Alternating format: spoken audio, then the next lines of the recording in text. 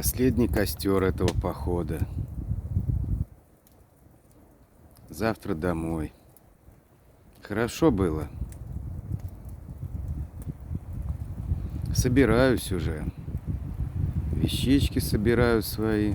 Рано-рано завтра вставать, переправляться на тот берег, сдувать лодку, ехать в Осташков,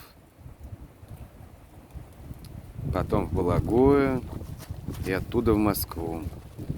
О, как ветер раздувает огонь. Хорошо. Каждый день жег костер. Где еще такое наслаждение, удовольствие? Вот вещи стоят. А вот и компот. Вот он. С ягодками. Вкусный компот, сладкий. Газ. 2 баллона газа сжег.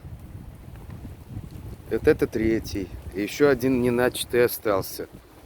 На костре много готовил. Рыболовные снасти лежат. Все разловил. Очень хорошо. Буду дальше практиковаться. А вот палатка. Вещи уже наружу кое-какие вытащены. Сумка, в которой лодка лежит. Что ж там внутри-то у нас творится? А внутри уже не такой уж беспорядок. Вещей нет. Спальник один. Вот как тут. Радио послушать не удалось. Пищит, свистит. Вот тут вот я и жил все это время. Сверху вон вентиляция. Красота. Вот так. Дай вам Бог тоже побывать здесь осенью. Посмотреть это все. Красиво, хорошо, спокойно.